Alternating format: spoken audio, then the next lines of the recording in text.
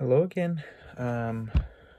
This week I was excited for the topics. I am from Texas, from El Paso, Texas. So basically my whole life I've lived around Hispanics, and so when I was reading in the Hispanic section, the topic that stood out to me was the personalismo, or personalism, and I liked it because it was only talked about in that section. So I guess we don't really place as much of an importance in our culture, in our society. So that is something that Hispanics do well.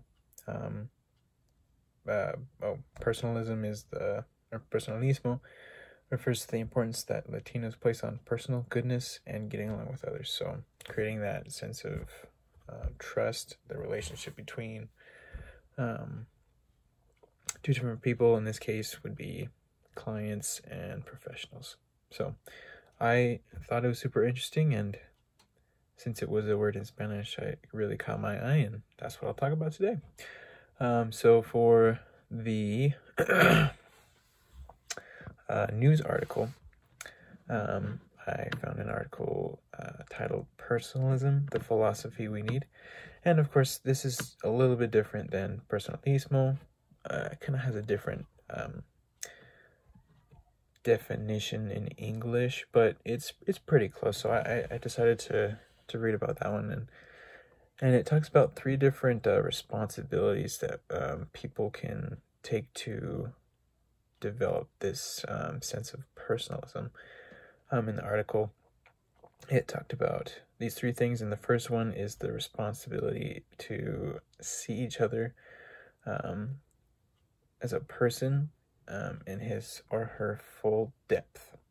So we often get stuck in this system where we just look at people and we don't really know anything about them, and of course we have to get to know them to know what they're going through and stuff. But they talk about, most of you may know this, I've heard it before, but the difference between I-it relationships and I-thou relationships.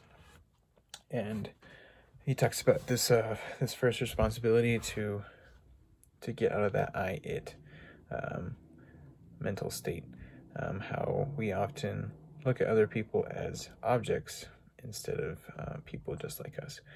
And when we think of people as objects, we tend to not really want to know anything about them, not really want to help them with anything. And we get in this cycle where everyone that we see is just another person in our lives, more like just a player in our lives, where it doesn't have a specific role. So our job is to change that I-it relationship to I-thou, where we see people as people who have needs, who have desires, who have feelings, and some people that we can really get to know and make them part of our lives, and us become part of their lives, and have that reciprocal relationship. The second responsibility that they talked about was self-gifting. And this one was kind of interesting. They talked about how before we can help others and develop this sense of personalism for others, we need to develop for ourselves. So we need to get to know ourselves deeply so that we may be able to have the skills to get this personalismo for other people. Not really understanding how we are, how are we supposed to get to know other people and have them trust us. So another deep part was getting to know ourselves deeper. And then the last responsibility they talked about, the third one, was availability. And basically they said you need to be open for this kind of giving and friendship. So it requires a little bit more energy. It requires just basically work, and sometimes we're not willing to put in that work. So having that willingness to put in the extra effort to get to know people, to create that sense of trust, can help within the client to professional system. The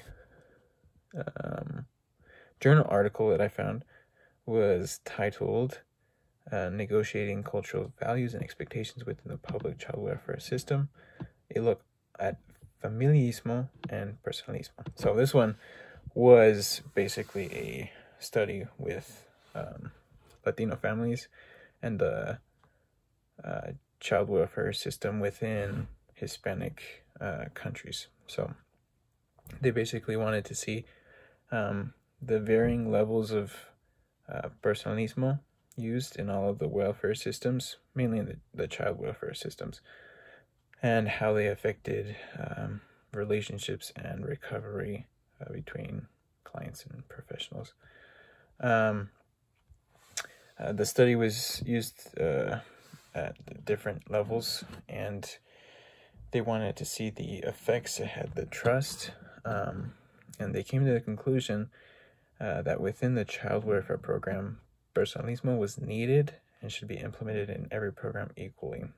So the big issue was that various different levels were being used in different areas, and therefore some people were having a better experience and some people were having a worse experience. So they talked about the importance that there needed to be like a system where it was incorporated at equal level so that everybody got the same experience, and that trust between the client and the professional was there, and that it worked equally throughout all of the welfare systems. So that was from that journal article.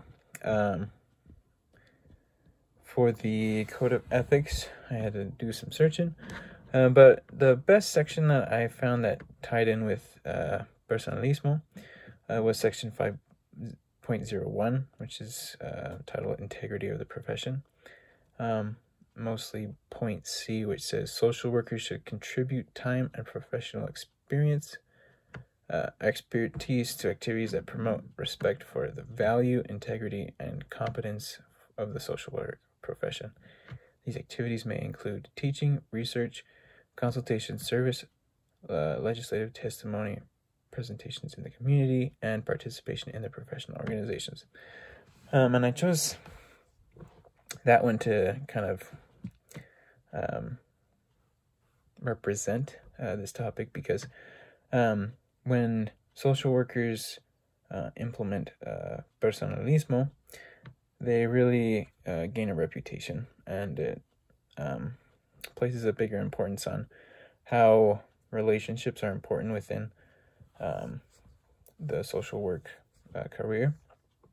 Of course, there are limits to that, and both articles kind of talked about how there needs to be certain limits, how you don't want to get too personal, how you don't want to cross the boundaries. But in order for the client to trust a professional, there needs to be this level of trust.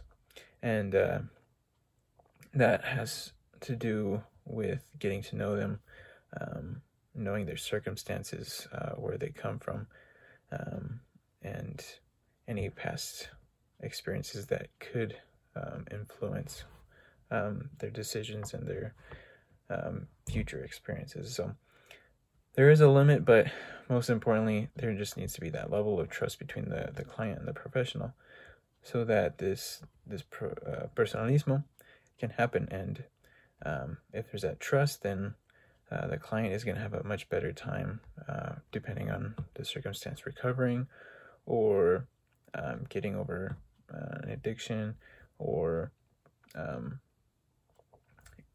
just anything.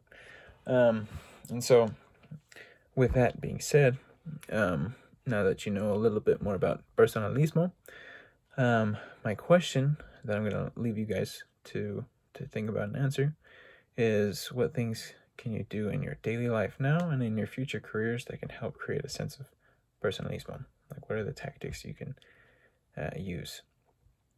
And then the other kind of side question is, think about how that affects the people that you're helping, but how would that affect you personally by incorporating Personalismo? So I'll leave you with those questions, and I'll see you next week.